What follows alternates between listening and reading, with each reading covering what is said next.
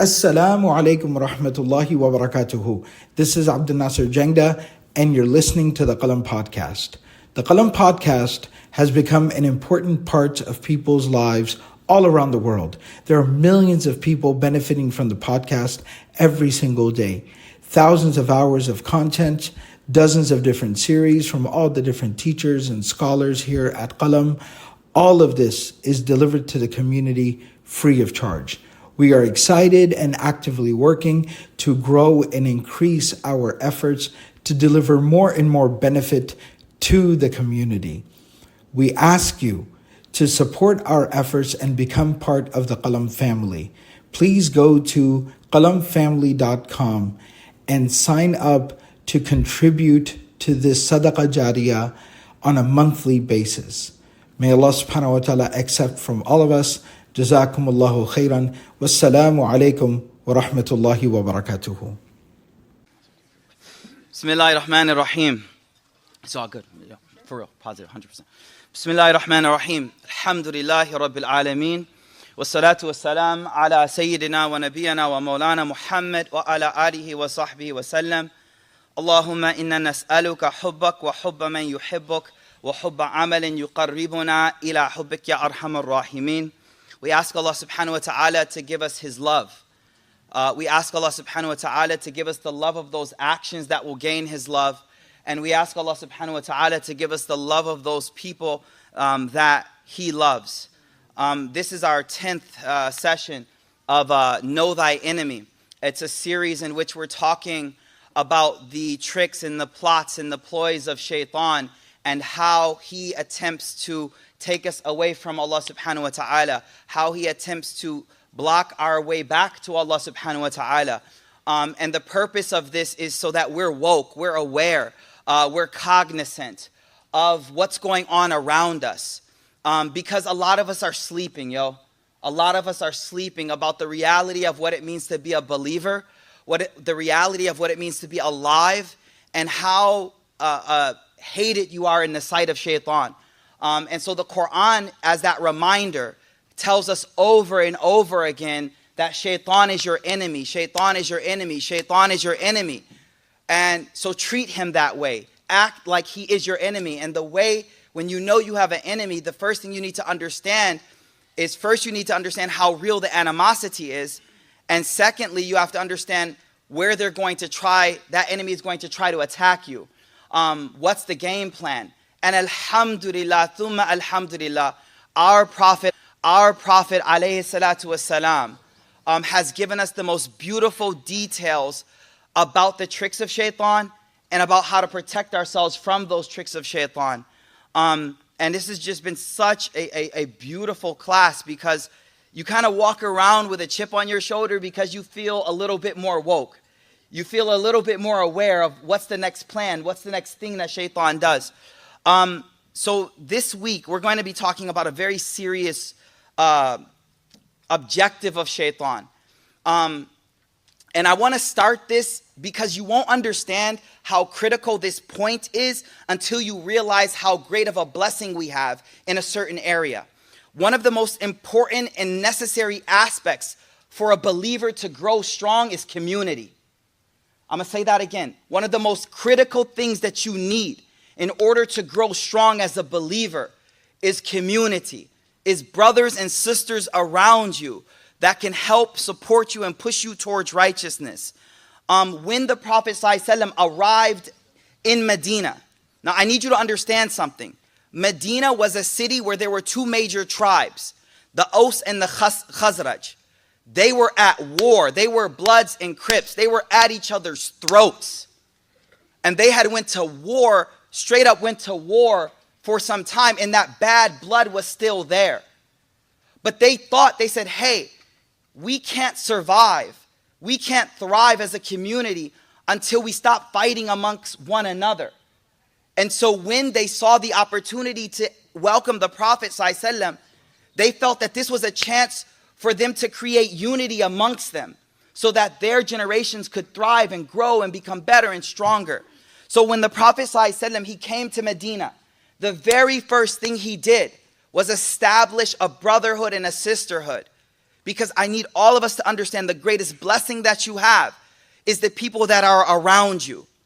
And what shaitan wants to do, you got to hear me on this one, because this is an issue that us young, woke, I'm kind of young still, so us young, woke Muslims really, really struggle with. He wants to break us away from the community. He wants to separate us from the community through different ways. But you got to understand that is a major, major trick of shaitan. But you got to understand that is a major, major trick of shaitan. And I want to share just a few narrations so that we understand what community means before we understand how he tries to break us up. There's a narration in Sahih Muslim. It's one of my favorite narrations that highlights how special brotherhood is, how special sisterhood is. There's a narration where the Prophet ﷺ, he said that there was a man that went to go visit a brother or sister. Like there was a person that went to go visit their brother, but there wasn't their physical brother, it was their brother in Islam. And the narration says, فَأَرْسَلَ اللَّهُ لَهُ مَلَكًا عَلَى مَدْرَجِتِهِ, that as the man was walking, he didn't know, but he met someone. But he doesn't know, low-key, this is an angel. And the angel says to him, and this is a Sahih Muslim hadith, Uridu akha, he's like, Aina turid, where are you going? Where are you going? And he goes, oh, I'm going to visit my brother. I'm going to visit my friend in another qarya, in another city. قال فهل لك عنده من نعمة تربها? Do you have some blessing that you're trying to take care of? What that means is there some ulterior motive to you going to see him? Is there some other reason? And he goes, nah, there's no other reason I'm going. غير أني أحببته في الله. He's like, I just love this person for the sake of Allah. Now right there, I just want to stop. You need to have people in your life that you love just for the sake of Allah. People that the Prophet in another hadith, he's like, there's 7 people that will be under the shade of his arsh on the day of judgment. And one of those people are 2 people that just loved each other for the sake of Allah. That was it. There was no other reason. It wasn't the gym. It wasn't nothing else. It was just for the sake of Allah. You're my friend fillah. You're my person for the sake of Allah. You need to have those people. So he says, no, there's no blessing. I'm not trying to, like get close to this person because they did me some favor. No, I'm going just to visit this person for the sake of Allah. So the angel says, Abashir, fa inni Rasulullah ilayka. He's like, I want you to know that I'm actually an angel. This is a Sahih Muslim hadith. I'm actually an angel. Anna Allah qad ahabbaka kama ahbabtahu. Allah wants you to know He loves you the way you love that person. You're just going to kick it with your friend, man. You're just going to kick it with another brother or sister that you love for the sake of Allah. And you need to realize that there's an angel that's on your way saying, you know what? Just the way you love this person you're going to spend time with. Similarly, and I'm looking around the room at brothers and sisters that I love for the sake of Allah, man. Like, subhanAllah, that you just with them for the sake, the only reason we know each other is because we want to walk through the gates of Jannah together. Now, I want to make this a little deeper.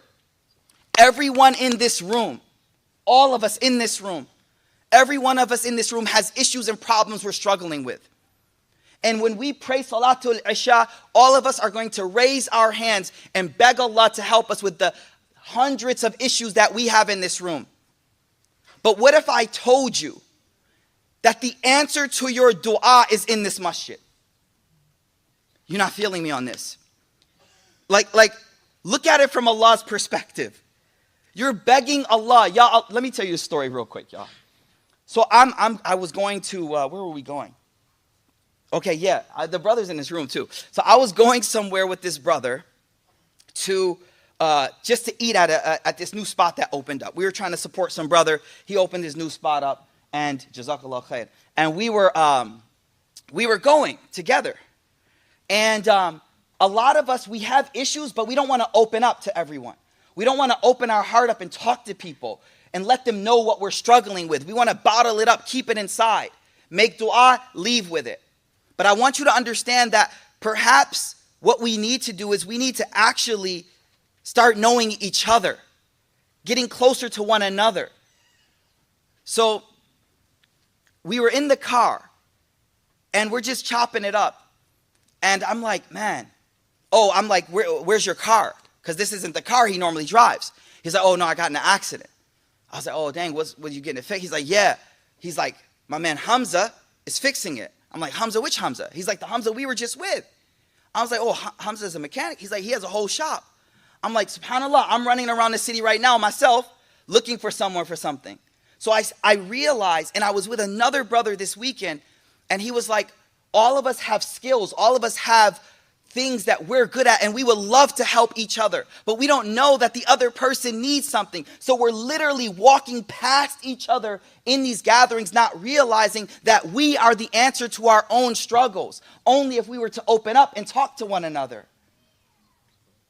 Only if we were to open and talk to one another. Wow, what do you do? Where are you from? Oh, really? Wow. Okay, you're a dentist? You know how many dentists I met in this room? I'd be calling them every other week. You know, there's a bunch of y'all in here. I got y'all on speed dial. But I didn't know you were a dentist till I was like, oh, what do you do? And they're like, oh, I do this. I'm like, okay, nice, good. We got each other. When you need me, I got you. I need you, I got, back and forth. So the reason I'm saying this is because when we talk about community, yeah, we have a room full of bodies. But do we know each other, y'all? Do we know each other? I know you came with your clique. I get it. But will you step outside that comfort zone and dap somebody else up and say, hey, how are you? Where are you from? What do you do? The Prophet ﷺ said a sign of the day of judgment is taslimul khas. It means people will only give salam to the ones they know. It's a sign of the day of judgment. You just walk straight. And you know what? I thought it was an old school thing, but low-key, the younger generation, we doing the same thing. We're doing it. We used to be like, oh, that's just an uncle, auntie thing. No, we're doing the exact same thing. So what I want us to understand is community is what is necessary for faith to grow. But it's not a community just because we're together until we get to know one another. So the first thing I wanted us to understand is we need each other. And not just for our worldly things, not just because I need a mechanic and you need someone to help you with this thing and that thing. No, here's the deal. I'm going to drop a hadith on you that is extremely important for today's class. The Prophet ﷺ, he said, Al-mu'min lil-mu'min kal-bunyan, yashuddu ba'duhum ba'da. The believer with another believer is like a brick wall. We strengthen one another. We strengthen one another. Like, this is heavy. Have you ever thought about the fact that, we stand in safs together when we pray? Shoulder to shoulder, foot to foot, where we're right next to each other. And the Prophet ﷺ, he literally said, this is deep. The Prophet ﷺ, he literally said, make sure you're close together. That don't mean step on your man's foot. Y'all be stepping on people's foot all day, yo. The Prophet ﷺ, I had to. I've been holding that back for a minute. Yo, the Prophet said, close the gaps. And the hadith was clear. He said, make the line straight. And a lot of us, I know how we think. We're like, what does this have to do with me spiritually? Why did the Prophet emphasize this so much? You don't get it. He says, close the gaps because I see shaitan coming in between you. What that means is if we're not tight, if we don't know each other, man, you pray Fajr next to a dude, you get tight. Yeah, I know how your breath smell in the morning, yo. I know Ayman real close. You know what I mean? I know Ayman close, man. He be right next to me Fajr time. I just throw up my hood real quick, you know what I mean? No, there's a beauty in the deen. And when someone comes out of the deen and comes into Islam and sees how close we are, you realize how much community matters for us to grow. And so that's the first thing I want to begin tonight's class on. I want all of us to understand that if we allow gaps between us, shaitan will come in. Shaitan will come in. And that's what we're going to talk about today. So this whole preface was all about the fact that we need community to grow. That you growing in Islam by yourself, you need a community to grow. And that's what we're developing here. That's what we're building. That's why we're all here. But here's what I want to talk about. The Prophet ﷺ, he said in a very clear hadith, And this is where after we understand how special community is, how special our relationships are, now we can understand another pressure point that shaitan is going to love to destroy. Listen to this hadith. Inna shaitan qad ya'isa an yu'bad al-musallun. The Prophet ﷺ said that shaitan has lost hope that the believers will ever worship him. He's lost hope. He knows. La ilaha illallah. Worship shaitan? Nah, that ain't happening. Never. Alhamdulillah. However, the narration says, وَلَكِنْ فِي التَّحْرِيشِ بَيْنَهُمْ. But he has never lost hope that he will be able to break you away from the community and attack you individually. I gotta go slow here. The word tahrish is when you incite like animals fighting, and you're like, go, go, go. You incite that. That's called tahrish. So what it means is shaitan knows that you're not going to worship him. So the Prophet said, so what is his access point? What is he trying to do? He's trying to split us up. He's trying to get between us. But why? What's the objective? Number one objective is you need community to grow. And the moment he breaks you off from the community, you're a victim. You're on your own. You're on your own. So he'll do whatever it takes to break you from the community. And that's the objective, to separate you from the community. So the Prophet ﷺ, he said in a very explicit hadith that in the shaitan, listen to this hadith and remember it. I just want you to remember, it's the wolf hadith. If you need a name, the wolf hadith. What you talking about, wolf? Listen to this. The Prophet ﷺ, he said, "Ash-shaytan dhi'bul insan." Shaitan is a wolf to Bani Adam. He's like a wolf. What does that mean? The Prophet said, "Kadhi'bul ghanam." Just the same way a wolf attacks a flock of sheep. Okay, cool. What do we want to learn from that? The Prophet ﷺ, he said, "Ya'khudhu ash-shadha wal-qasiya wal-nahiya." The wolf goes after the sheep that separates from the group, the sheep that's on the edges, the sheep that just like goes off on its own. That's the one that the wolf attacks. Then the Prophet ﷺ, he said, "Alaykum bil jama'a." Stay with the group. Stay with the group. The reason I want us to understand this is once we understand his objective in separating us, then we realize, wait, I need the community. And I'm going to get specific on how the community gets broken up, but we need to understand the importance of holding on to the community and this hadith here. Let me go a little deeper on this hadith. What the Prophet ﷺ is telling us is that there's a flock of sheep. And some of us just like to keep a little bit of relationship with the Muslim community. Just a little bit. Like, I'm going to hit you up every now and then when I need you. I'm going to hit you up every now and then. I'm on the outskirts of it. The Prophet ﷺ says, watch out, yo. Watch out. You need the community to grow. You need to be in these places where there's community and you feel safe and your iman is being strengthened. So, what is his objective? His objective is to cause fitna and friction between us, because if he can cause fitna and friction between us, he can separate us from the group. And once we're separated from the group, we're by ourselves and we're vulnerable.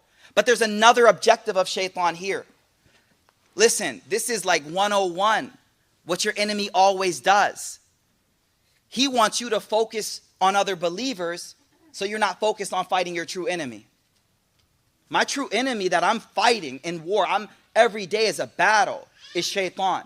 But the moment he makes you my enemy, the moment he makes my cousin, my brother, my sister, the imam, the whoever, my enemy, now I have another enemy. I'm not focusing on the battle that I'm supposed to be fighting. So everyone in your life, these believers that are in your life, these people we got beef with, these are not our enemies. Shaitan is. And those people are the people we're going to be walking into Jannah with. Those are going to be the people that may be pulling one of us out of the fire of hell because we got stuck. Because the Prophet ﷺ said every single believer will have a shafa'ah yawm al-qiyamah. Let me break that down. There's a narration that says, have a lot of good Muslim friends. Why? Because every single believer will have an intercession on the Day of Judgment. That means somebody is stuck in hellfire and can't get out. But it's like, yo, I remember you. You're my peoples. I got you. Let me help you out. So when the Prophet ﷺ, he came to Medina, he created this brotherhood. There was major conflict between Aus and Khazraj. But the Prophet ﷺ understood that I have to bring their hearts together. Islam will bring their hearts together. When their hearts are together, Islam will grow in Medina. And any time some shaitan got between, the Prophet ﷺ immediately jumped in and made sure that they didn't let that grow. Now, here's what they say though. Shaitan didn't lose hope that he can cause friction between us, right? But what we have to understand is sometimes it's us that shaitan is using to cause friction in the community. I got to bring this home. Shaitan is not, when we say shaitan wants to separate us, we have to understand that the scholars say any person in this room that does whatever they need to do to bring two people apart, they're part of Hizb Shaitan. Do y'all remember we said that Shaitan has an army, and that army is either from the jinn or from human beings too? And I said that sometimes good people end up working for Shaitan, not realizing what he's doing. Tonight is a night where we talk about how Shaitan tries to use you for his greater purpose. And so Imam Dhahabi and others, they say this, and I'm going to be very clear because this is a major problem and a way Shaitan gets in the community. Any person that spreads words and statements and ideas, the objective of which is to separate people, the scholars are clear, this is clearly the act of Shaitan. This is clearly the act of Shaitan. Imam Dhahabi, he says, فَكُلُّ مَنْ حَرَّشَ بَيْنَ إِثْنَيْنِ, whoever causes friction between two believers by taking one word, oh, he said this, she said that, this person is doing what's called namima, and I'm going to explain that word, and they are part of the army of Shaitan. And I'm thinking about myself right now. You should be thinking about yourself, because what does this mean? What does this mean? The Prophet ﷺ said that one person that will never enter into Jannah is namam. The word in Arabic, I'm going to break it down, is namima. Namima is the word I'm going to be talking about. What is namima? Let me break it down, so I'm going to just use this word the whole time we talk. Namima is defined as you take speech of one person, they said something, and you bring it to another person. Yo, did you hear what such and such said? But your intention inside is just to cause friction between the two.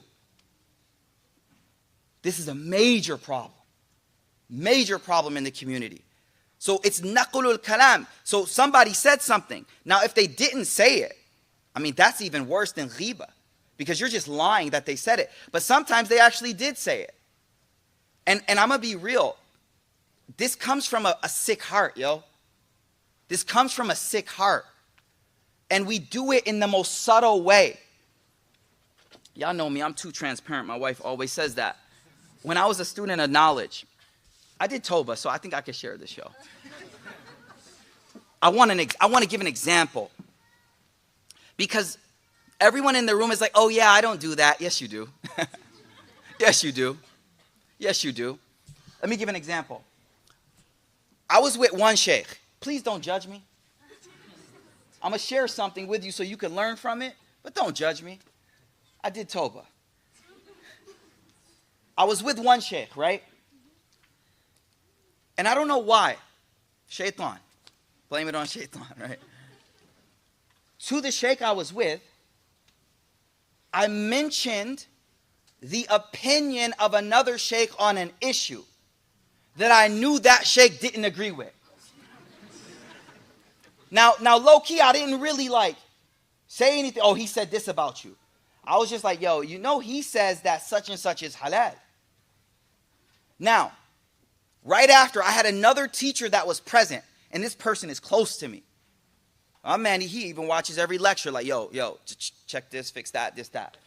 He was with me, and he was like, the moment you did that, I was like, I have to correct you.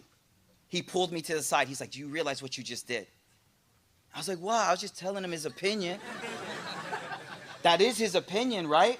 That's the opinion he holds. See, what I'm trying to say is we do this. What was I trying to do? See, sometimes to get closer to someone, we think I got to push somebody else away from them. So in order to get closer to another person, I start pushing everybody away. You don't have to do that. Hearts are bigger than that. Hearts can have multiple people close to them. But we're limited. We think the same way we are with God's mercy and God's blessings. Oh, if Allah bless this person, that means I can't get it. No, you don't have to push other people away from someone. You know who thought like that? The brothers of Joseph. The brothers of Joseph, they felt that the father's love was so limited that we have to find a way to separate and push people away from dad so that I can get everything that dad has to offer. So what I'm trying to get you to realize is how often you do this, because this is how shaitan is separating us. Now, we're going to go deeper. Hold up. You think it's bad because two people separated? You don't even know the half of it. When you separate two people, that person, both of them, has friends, 20, 30 friends, family members. Now you've actually broken up 50, 60 people. Because now when I see these two people separate, and that's my ace right there. So now he's going to be like, oh, you chill, you cool with him? I'm like, no, yo, you my peoples. So what I'm trying to get you to understand is you didn't just separate two people. You broke a community. You broke a family. Like this is heavy. This is real. So this is what namima is. It's trying, and I want you to understand how sly shaitan is. Because a lot of us are at least cognizant enough to say, let me not have a bad heart and just want to cause a fight between people. Okay, cool. You don't cause fights between people. What you do, however, is try to push people away from other people so that you could get a little closer. You don't got to treat the whole world like corporate, y'all. You know what I mean? It's very, very dangerous. So the Prophet ﷺ spoke extensively about people who take information and spread it in a way that their intention is to separate those people apart. Whether it's true or false, that's not the issue. The issue is your intention is actually to create distance between two people. Now, if you analyze your last week, be real with yourself and ask yourself how many times you did this. How many times did you nonchalantly say to your mother as y'all was gossiping something about somebody? Or your sister while y'all was talking, something small about someone? That caught the Prophet ﷺ used to say this. He used to say, don't tell me anything about anyone. I want to come out salim as-sadr. I want to come out to people with a clean heart. Like some of us want the tea. Some of y'all like the tea. Love the tea. But y'all got to be careful what that's doing to your heart. And at least don't be the one pouring the tea. At least don't be the one pouring the tea. Imam Nawawi, he says, whenever somebody comes to you with some information about another person, there are 6 things you need to do. Take note. Number one, don't believe it. Don't believe it. You know why? The fact that they're doing this makes them not credible. In Islam, they're not credible. You can't even be a witness. In Islam, this action itself makes you not credible. So you don't even realize it low-key. By doing this, you just disqualified yourself from me accepting anything from you. And the thing that always, if that doesn't convince you, the thing that I always say is the one that backbites to you will backbite about you 100%. 100%. Don't think you're special. You're just the receptacle for this moment. You're just the receptacle. So realize when you stop the person from ghiba, low-key you're stopping them the next time they're backbiting you. So the first thing is don't even believe it. Don't even believe it.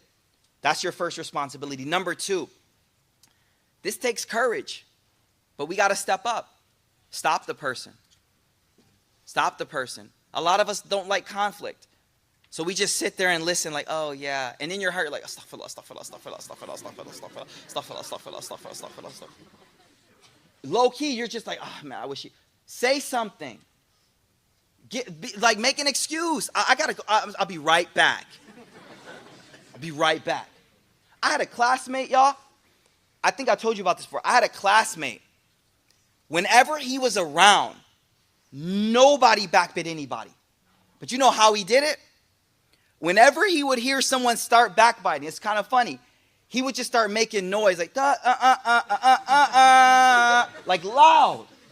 Like we're chilling, and these two just start saying something about someone not here. He's in the corner. He'd just be like, yeah, so, Okay, thank you. No, the point I'm trying to make is he just found any method possible to stop it. And after a while, we got the hint. We got it. Everyone knew. Like, oh, we're backbiting. Stop. So the second thing that a person has to do is we have to learn to be a little bit courageous and stop it. If you can't stop it, then just, I gotta go. Get out of it. Number 3, and this is another one that's hard for us. You gotta hate the action, I know the heart loves drama. It loves information. That's shaitan, You gotta hate it. You gotta be like, no, this is bad for me. I want to meet that sister next week and my heart be clean. I don't want to walk up to that sister, I'm saying. Like, I don't want to walk up to that person and in my head I got all these files about this person. You know why this is extremely even more dangerous? Once everyone starts doing namima, the person we start to believe everybody's talking about us. So you don't get it. I was talking to a close friend about this. Shaitan wants to separate you from the community. One way he does that is by making you feel everybody is talking about you. So you're like, nah, man. Once we stop the cycle of namima, then there's no room for that. There's no room for that. And you don't know how it feels to be the subject of the rumors. You don't know what it feels for your family to be the subject of the rumors. When you realize his ultimate objective is to get you out of the community. If he does that, checkmate, done. Then you realize how dangerous it is for y'all to just be gossiping in the corner, passing on information. It's the most destructive thing we could do to the community. It's the most destructive thing you could do to people in the community. And it's a sickness in the heart. And it doesn't break up two people, it breaks up families. And it breaks up communities. Imam Nawawi says you have to hate it, Hate it. He actually says, I'm sugarcoating. He actually says you have to hate the person doing it. Low key, that's what he says. And I was like, oh, let me just say hate the action. But I was like, you know what? No, that person is doing something so vile. See, again, when someone tells us someone did something really heinous crime, it's it's politically correct to hate the person. Oh my God, I can't believe, right? But with these things, we're kind of like, oh no, let God forgive him. Why do we hate him? No, when you realize how bad this is, what it does to a person, then you're like, no, okay, this is horrible. This is horrible. So number 4, أَلَّا يَظُنُّ بِالْمَنْقُولَ عَنْهُ سُوء. Protect your assumption about the person who they're sharing the information about. You remember 3 halakas ago, we talked about shaitan causes us to have bad assumptions about people? This is the play off of that. That when someone comes to you and tells you something, it is hard. You got to drop it. Nope, I'm starting fresh. I don't know what that person saw. I don't know where they're coming from for that. I don't know what beef and drama they have with that person. Nope. So don't believe it. What number was that? 4. Number 5. Don't let this information force you to tajassus, investigate. Start going through person's social medias, you know what I'm saying, trying to connect the dots, looking in the background of pictures and stuff. Looking in the comments, who liked what. Some of y'all has private eyes on social media. This halakha's getting bigger, so I can't call my wife out no more, but she be on it like, bro. I'm like, how you find such and such? She's like, I got it, I'm good. I was like, I don't even know their name. She's like, I got it. So what we're saying is, some of us, that information comes, and we did all the first steps. We checked it. I don't believe it, da-da-da-da-da. But then when you're by yourself, you start investigating. Be careful, y'all. Be careful. وَلَا تَجَسُّسْ. It's a verse of the Quran. Don't spy. Don't stay away from it. And last one. When we start doing something regularly, or it happens around us regularly, we become complacent and okay with the action. So the next thing he says is, أَلَّا يَرْضَى لِنَفْسِهِ مَا نَهَى النَّمَامْ عَنْ. Don't let yourself fall victim to it either. Why is that important? Because, again, when someone else is doing something around you regularly, you start to not think of it as so egregious and bad. So it makes it more likely for you to do it as well. So these are the 6 advices that Imam Nawawi says. Abdullah bin Amr bin Abdul Aziz, it's narrated that one time a man came to him, and he's like the sultan, he's like the leader. And they come and he tells them some news about another person. He was like, okay, we got 3 options. He came and he was just giving them information about somebody else. He said, okay, here's one of 3 things. Number 1, we can look into this, and if you're lying, your testimony is never accepted again. In ja'akum fasikum binaba'in. Number 2, we can look into it, and you're telling the truth, and in that case, you're doing namima, and the Quran condemns this, so now you're at fault for that. And number 3, we could act like you never said anything. He's like, I'll take number 3. I'll take number 3. So please understand how deadly this is between the community, and why the Prophet ﷺ spoke so explicit about this particular thing, because this is how Shaitan destroys families, communities, and the community is what we need, and it's how Shaitan pulls people out of the community. Now, like segueing off of this point about this quality called namima, or spreading information in a way that separates people, pushes them away from one another in any form or fashion. Segueing from that, I want to focus on a verse of the Quran. In Surah Bani Israel, verse number 53, another specific aspect of how Shaitan, and it's directly connected to the previous one. Allah subhanahu wa ta'ala says, وَقُلْ لِعِبَادِ يَقُولُ الَّتِي هِيَ أَحْسَنُ. Say, O Muhammad. Now scholars say whenever Allah, this is beautiful, y'all. Whenever Allah tells us to do something, but tells the Prophet to tell us, it means, oh believers, learn how to do it from him. That's crazy. So Allah didn't say, oh ibadi, say what is good. He said, oh Muhammad, tell them. Which tells us, study how Muhammad did this thing. Sallallahu alayhi wa sallam. So what does this verse say? وَقُلْ, say, O Muhammad, to my servants, speak allati hiya ahsan. Speak only what is the best thing. Speak only what is the best thing. Why? Listen closely. Inna shaitan yanzaghu baynahum. Because shaitan causes friction between us. Inna shaitan kana lil insan aduwwan mubina. Shaitan is a clear enemy to us. What are we saying here? It's an angelic quality to speak good. But speak good is not that straightforward. Because good doesn't just mean, first of all, we need to study how the Prophet spoke. How did he speak to people? How did he interact with people? We need to study that. We need to learn that. But on top of that, we need to understand something. This verse tells us there is a direct connection between the words that you say and the friction that is created within the community between people. In all of our relationships, we need to understand today's lesson. The words that we say are the seeds planted, and it grows trees of hatred or love. The words that we speak are the seeds we plant, and it either grows trees of love or hatred. What we need to understand is that it's not what you say, but the Quran teaches us that you need to be cognizant of the effect of the words on the other person. Let me break this down. When you tell people, and the Quran says speak good, it's not just about what's good to you. It's about you having the cognizance and the understanding of the other person So it has a positive impact on them. Why do I say that? There's a lot of people that,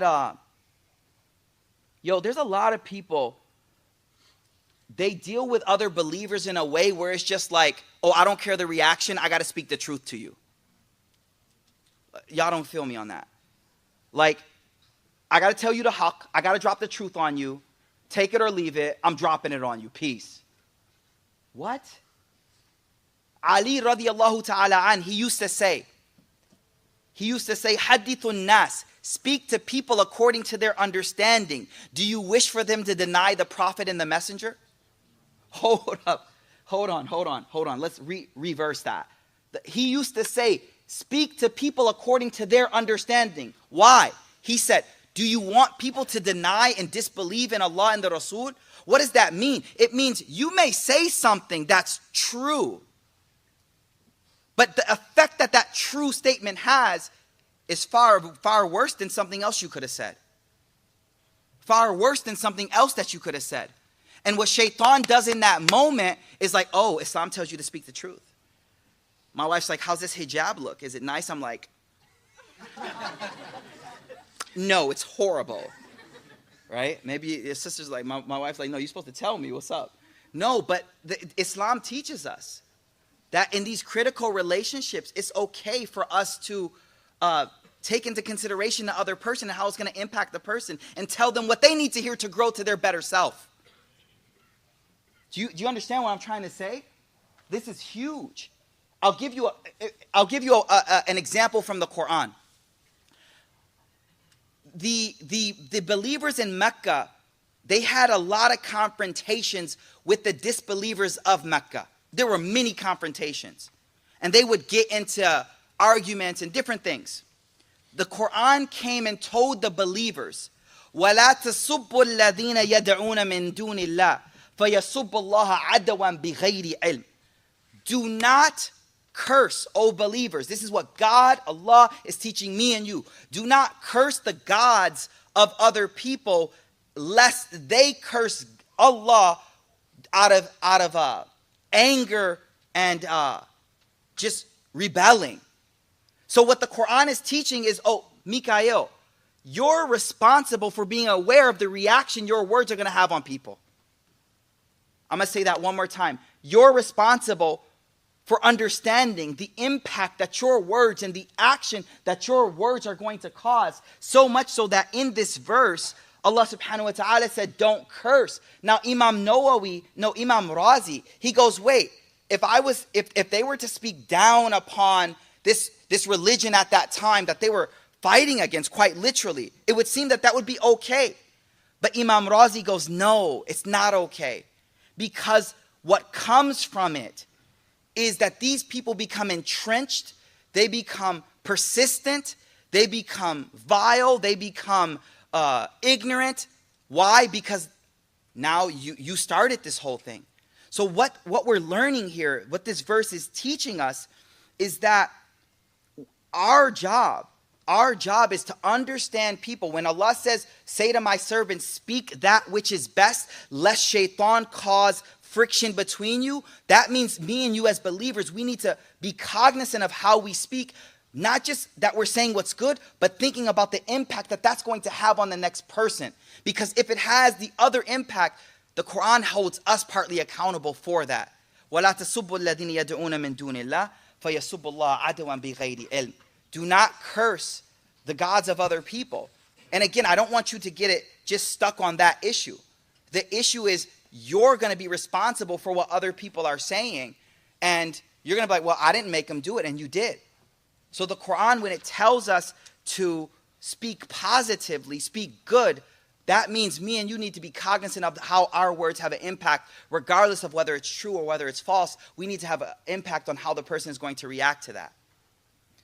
And regarding speech, this is where shaitan really tries to get us. There's a narration in many of the books of hadith about Abu Bakr as-Siddiq radiallahu ta'ala an. Now, we all know how great Abu Bakr radiallahu ta'ala an is. How much he believed, he supported the Prophet, how much he sacrificed everything he had for the sake of Allah. But he was always learning from the Prophet ﷺ.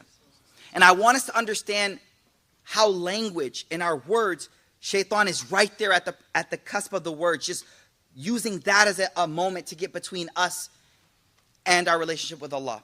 So there was a man that came up to Abu Bakr and the Prophet ﷺ. The Prophet was sitting down, Abu Bakr was sitting down. And they're in Mecca. So everybody that's not a Muslim doesn't like Abu Bakr and doesn't like the Prophet. So this one man comes up and he's standing over Abu Bakr and he's cursing Abu Bakr to his face. Shatamahu. He's cursing him, he's cursing him, he's cursing him. The narration says, and the Prophet ﷺ is sitting right next to Abu Bakr, يَتَعَجَّبْ وَيَتَبَسَّمْ. This is crazy.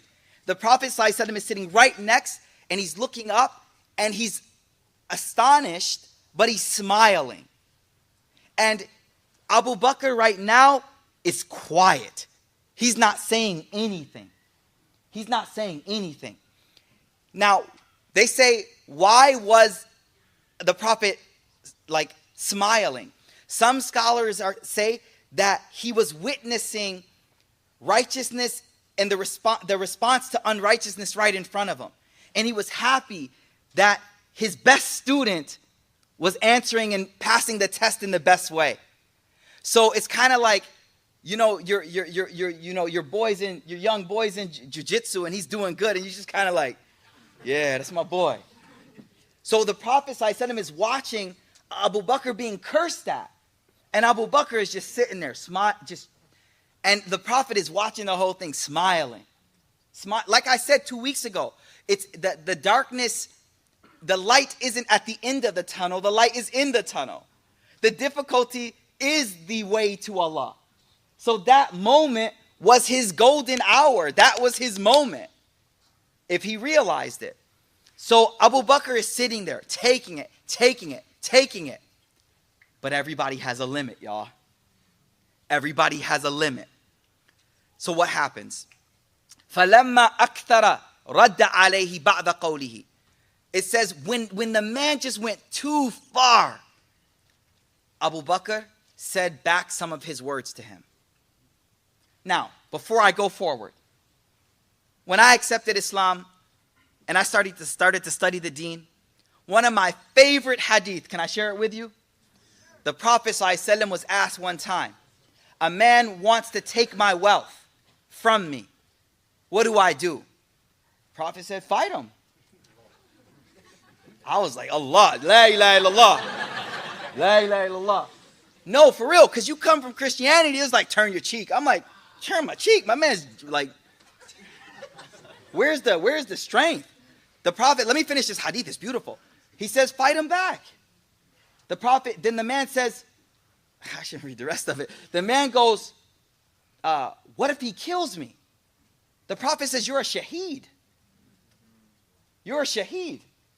You're a martyr. You're a martyr. You died defending your wealth, which is for your family and your livelihood and all that. You're a martyr. That's beautiful.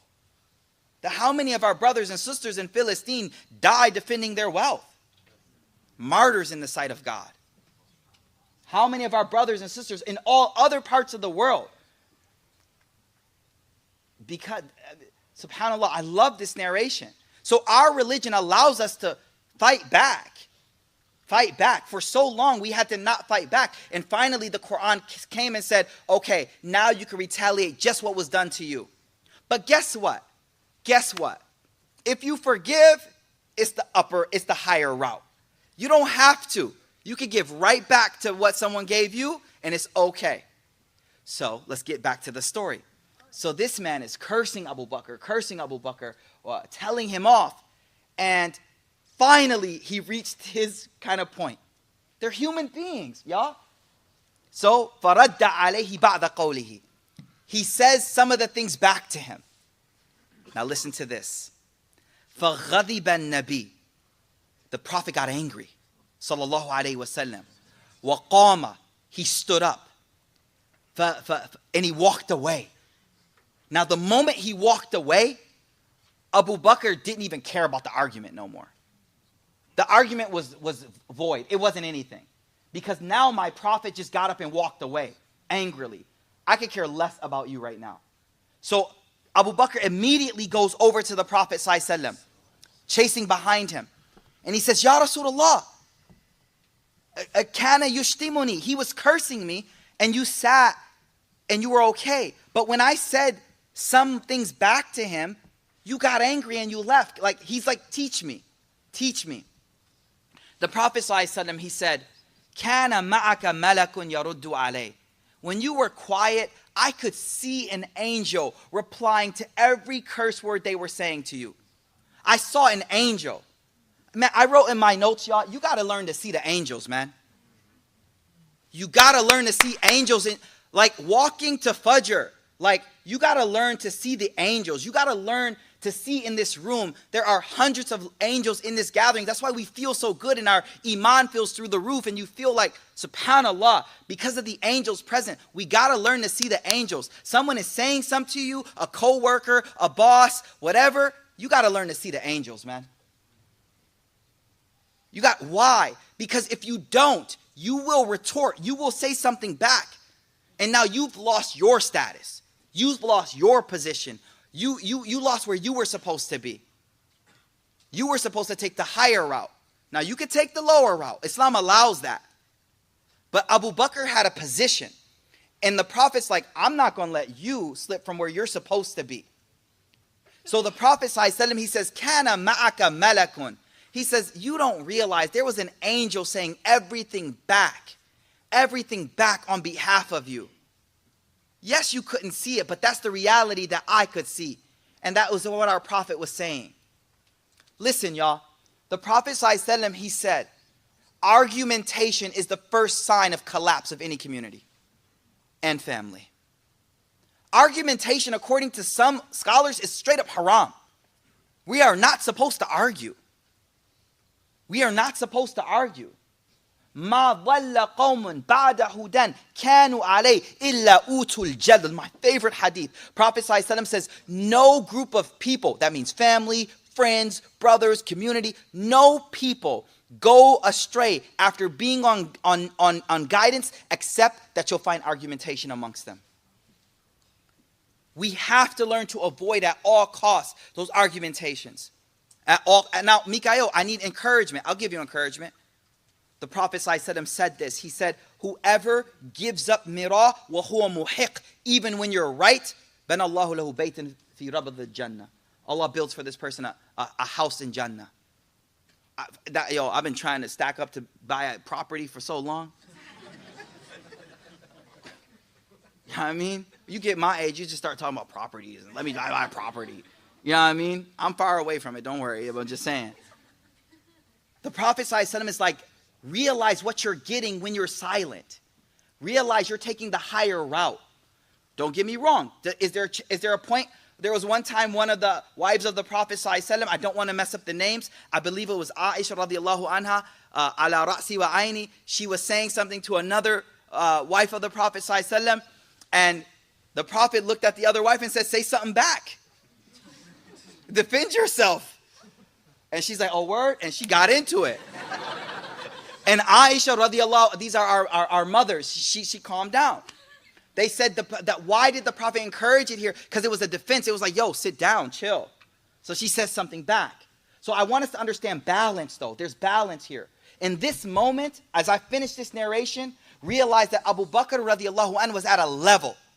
And the Prophet was like, yeah, everyone else can do what you did, but you are you, and I want to hold you to that level. We're almost done. Listen to what he says. He says, kana ma'aka malakun. There was an angel that was right there standing over your head, replying back to everything they were saying to you.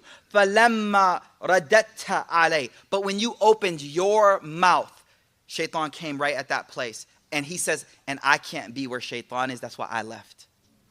Now, it doesn't mean Shaitan was going to directly, but now the opportunity. When you're angry, when it's tight, quiet. Because that's right where Shaitan has come. So to me, this hadith tells us, it's so clear that the Prophet ﷺ is saying, first of all, learn to see the angels in your life, y'all. There are so many hadith that talk about there's angels in this and there's angels here. Learn to see that. Make that your reality. Similarly, learn to see where Shaitan is. There's an argument going. Your temper starts to rise. You feel it. Remember tonight. Be like, uh-oh, I see you creeping, shaitan. I'm out. I'm literally leaving the house. I'm literally going to make wudu. I'm literally going to lay down. I see what's happening. So this Quran verse is about protecting our speech and realizing that shaitan uses our speech in order to create friction in the community. So we talked about argumentation and realizing how argumentation breaks the community. And we talked about namima, which is when you just say whatever you can say to cause friction and separation between people. Last thing I'm going to say is that when we study the Prophet's speech, his speech was always positive.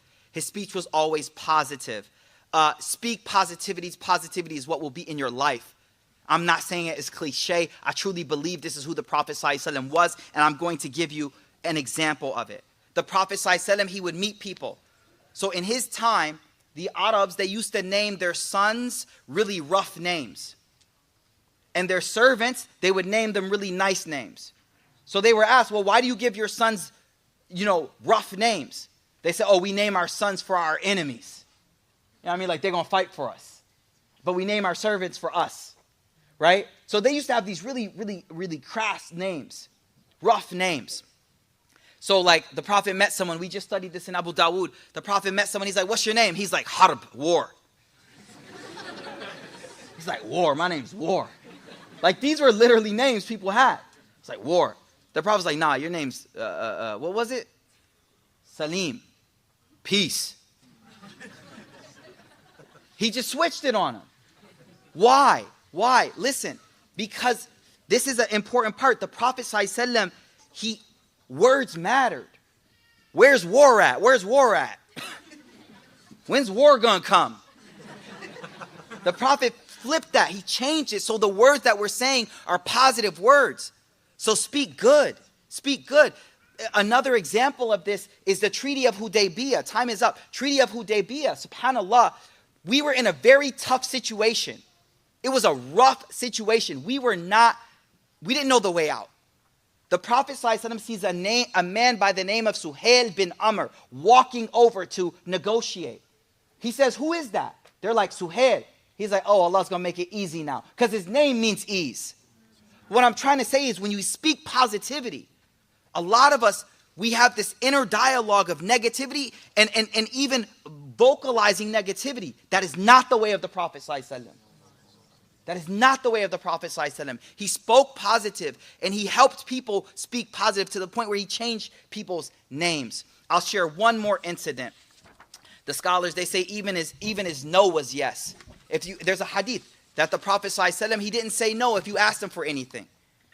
He didn't say no if you asked him for anything. He even would say, I'll try to figure it out for you. I'll try to help you. Last thing I'm going to say. Ma'ruf al-Khirqi. We're talking about speak positivity and the impact it has. Ma'ruf Khirqi is this well-known scholar. And he was on the Dajla, Euphrates River, with some of his students. And they're traveling on a boat. And they travel past another group of young Muslims. And those young Muslims are just partying, having a good time on the boat. And they're passing. So Ma'ruf Khirqi's on this boat with all of his students. They all shaked up, sufied up, all, pious tasbihs in the hand. And the other boat rides past.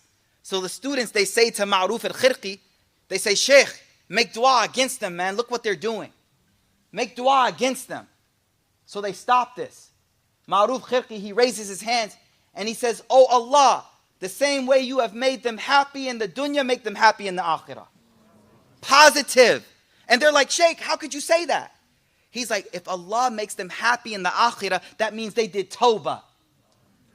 I made dua for them, but it doesn't have to be in a negative way. Speak positive. Bring positivity in other people's life. If you don't do this, shaitan will bring separation between us. So today's lesson is about shaitan's effort to create friction and separate us. And how shaitan uses me and you to pass those things and create separation from people. I want you this week until our next lesson, I want you to be cognizant of every time you say one little phrase, the objective of which is to push someone away from someone so that you could get a little closer. Once you do that right there, say, astaghfirullah, that was from shaitan. I don't have to push people away from other people in order to get close to people. May Allah make us of those people who don't fall victim to being the tool of shaitan. May Allah make us of those people who are cognizant of the tricks of shaitan. May Allah make us of people who always speak good and positivity. May Allah make us people who are able to see the angels in the situations where there are angels around us and see the shayateen in the situation where there are shayateen around us. May Allah make us people who follow the way of our beloved Prophet Muhammad sallallahu alayhi wa sallam. Wa akhiru da'wana anil hamdulillahi rabbil alameen. Jazakumullahu khair.